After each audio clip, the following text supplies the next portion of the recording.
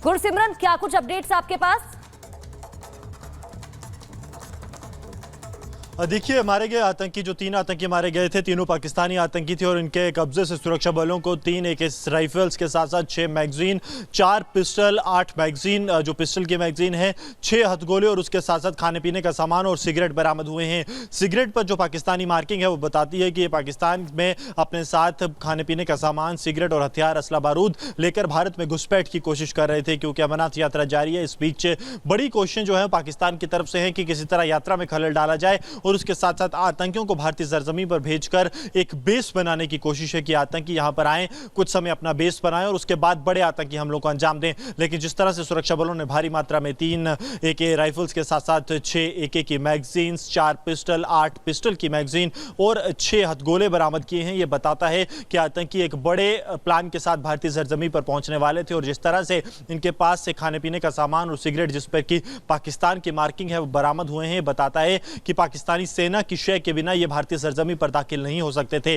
खासतौर पर जब बात लाइन ऑफ कंट्रोल की जाए, जहां एक चुनौतीपूर्ण इलाका है, हर चप्पे चप्पे पर सुरक्षा बलों की नजर है, वहां पाकिस्तानी सेना की शय के बिना ये आतंकी नहीं घुसपैठ कर सकते थे। लेकिन लगातार पाकिस्तान और पाकिस्तानी सेना भी ये चाहती है कि जम्मू कश्मीर में हालात खराब किए जाए और उसी के चलते इन आतंकियों को देर सुबह जो है कल तकरीबन 9-10 बजे घुसपैठ करवाने की कोशिश थी, लेकिन खराब मौसम के चलते भी सुरक्षा बल लगातार सुरक्षा में पूरी तरह से चाक चौबंद थे और यही कारण है कि घुसपैठ की बड़ी कोशिश को नाकाम करते हुए 3 आतंकियों को मार गिराया है। अभी भी इलाके में ऑपरेशन जारी है। जम्मू कश्मीर पुलिस और भारतीय सेना की तरफ से संयुक्त अभियान किया गया था, जिसमें कि 3 आतंकियों को मारने में सुरक्षा बलों को सफलता मिली है। जी बिल्कुल, 3 आतंकियों को मार गिराया गया और इसी के साथ मारे गए आतंकियों से क्या कुछ बरामद किया गया है वो लगातार तस्वीरें आपको दिखा रहे हैं। सेना की तरफ से क्या कुछ बयान सामने आया है वो भी सुनिए।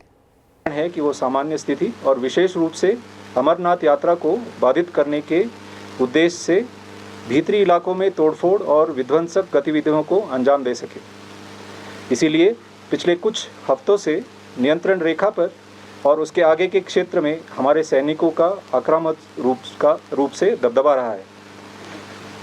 12 जुलाई को हमारे खुफिया एजेंसी द्वारा विशेष सूचना दी गई थी, जिसे बाद में जम्मू कश्मीर पुलिस द्वारा भी पुष्टि किया गया कि विदेशी आतंकवादियों की एक टोली केरन सेक्टर के माध्यम से घने जंगल और नालों के किनारे घनी झाड़ियों का लाभ उठाकर घुसपैठ करने की कोशिश कर सकते हैं। इसी अनुसार पूरे क्षेत्र की निगरानी बनाए रखने के अलावा घुसपैठ के ज्ञात मार्गों पर 13 और 14 जुलाई की रात से सेना, BSF और JKP द्वारा संयुक्त रूप से कई घात या एम्बुश लगाए गए थे। पूरे क्षेत्र में 24 घंटे सैनिकों द्वारा हाई अलर्ट बनाया रखा गया था। 14 जुलाई को लगभग 1500 बजे नियंत्रण रेखा के पार पाकिस्तानी सेना के नियंत्रण वाले क्षेत्र में 3 आतंकवादियों की गतिविधि देखी गई। कई उच्च तकनीक वाले निगरानी उपकरणों का उपयोग करके आतंकवादियों की गतिविधि पर लगातार नज़र रखी गई। घने जंगल और खराब मौसम का लाभ उठाते हुए आतंकवादी नियंत्रण रेखा के पार घुस गए और बाढ़ की ओर बढ़ने लगे।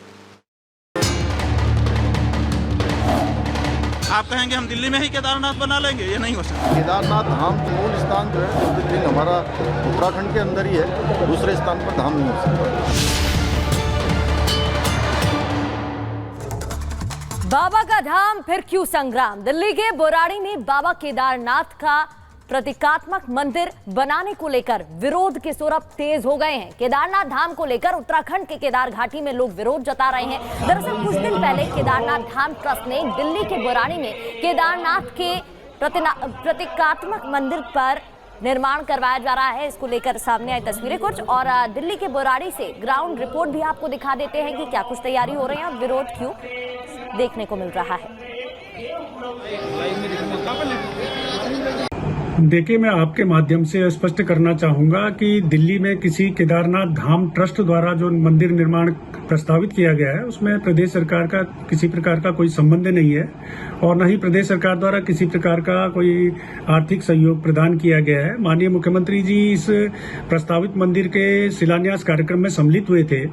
इसके लिए माननीय मुख्यमंत्री जी से कुछ साधु संतों ने, कुछ जनप्रतिनिधिगण दिल्ली के बुराड़ी इलाके में बाबा केदारनाथ धाम की तरह एक मंदिर का निर्माण किया जा रहा है। इस वक्त मैं दिल्ली बुराड़ी के हिरंकी गांव के पास मौजूद हूँ। तस्वीरों के माध्यम से एक बार दर्शकों को बताना चाहूंगा, ये आप देख सकते हैं जो पूरा केदारनाथ धाम का जो स्ट्रक्चर है वो यहाँ पर बनाया गया है। इसी के जरिए प्रॉपर तरीके से जो एक मंदिर का निर्माण है वो यहाँ पर तैयार किया जाएगा। दाईं ओर भी ये तस्वीर मैं दिखाना चाहूंगा, कुछ दिन पहले ही इस जगह पे भूमि पूजन हुआ था और अब जो निर्माण का जो कार्य है वो शुरू हो चुका है।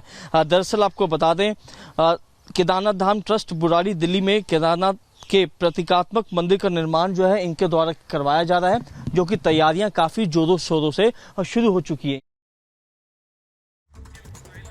तो तस्वीरें भी आपको दिखा रहे हैं कि जो भूमि पूजन है उसका कार्यक्रम पूरा हो चुका है, लेकिन सवाल भी केदार घाटी में उठ रहे हैं कि आखिरकार केदारनाथ की तर्ज पर इस तरीके से दिल्ली में मंदिर का निर्माण क्यों करवाया जा रहा है। हमारे साथ हमारे सहयोगी साहिल जुड़ गए हैं। साहिल, लेकिन मुख्यमंत्री पुष्कर सिंह धामी खुद भी आए थे भूमि पूजन कार्यक्रम में और उनके द्वारा ट्वीट भी किया गया। उन्होंने कहा है कि बुलाया गया था, मैं गया था, लेकिन केदारनाथ की तरह कोई भी मंदिर कहीं भी नहीं हो सकता है। जी बिल्कुल, केदारनाथ धाम की तरह दिल्ली के बुराड़ी इलाके में से केदारनाथ धाम का जो मंदिर का निर्माण है वो यहाँ पे किया जा रहा है। इस वक्त मैं बुराड़ी इलाके में मौजूद हूँ। पहले तो एक बार दर्शकों को तस्वीरों के माध्यम से समझाना चाहूंगा, ये बुराड़ी में हिरंकी गांव लगता है, उसके पास ये पूरा एक जगह है। यहाँ पर केदारनाथ धाम का जो प्रतीकात्मक है वो यहाँ पे कार्य काफी तेजी से और शुरू हो चुका है। 10 जुलाई के दिन यहाँ पे शिलान्यास किया गया था, भूमि पूजन किए गए थे, जिसमें उत्तराखंड के सीएम भी पहुंचे थे। और इस वक्त मेरे साथ बातचीत करने के लिए जिन ट्रस्ट के द्वारा ये मंदिर का निर्माण किया जा रहा है उनके फाउंडर मौजूद है। मंदिर यहाँ पे बनाया जा रहा है और राजनीति भी शुरू हो चुकी है। राजनीति तो गलत है जी, मंदिर तो भगवान केदार स्वयं यहाँ विराजमान होना चाहते हैं और उनका ही मंदिर बन रहा है। ये कोई धाम नहीं बन रहा जिसमें राजनीति हो रही है कि केदारनाथ धाम बन रहा है, केदारनाथ मंदिर बन रहा है। और मंदिर तो कहीं भी बन सकते हैं पूरे देश के अंदर। वैष्णो देवी के मंदिर, केदारनाथ के अलावा बद्रीनाथ के मंदिर, बहुत सारे मंदिर बनाए जाते हैं, बाकी बिहारी के मंदिर। इस मंदिर के ऊपर राजनीति इसलिए हो रही है कि वहाँ केदारनाथ में चुनाव हैं और चुनावी मुद्दा है। उस चुनावी मुद्दे को उठा के माननीय पुष्कर धामी जी को, जो इसके उदाहरण के लिए यहाँ पे आए थे, उनको मुद्दा बनाया जा रहा है। इसलिए राजनीति हो रही है इसके अंदर, बाकी कुछ नहीं है। और भगवान शिव का बहुत बड़ा मंदिर यहाँ दिल्ली में बनने जा रहा है। तो क्योंकि कहा जा रहा है कि उत्तराखंड की ठेस पहुंची है, जो वहाँ के धर्म गुरु हैं उनके साथ काफी ज्यादा ठेस पहुंची, तो उस पर कहीं ना कहीं अब आपका क्या कहना है?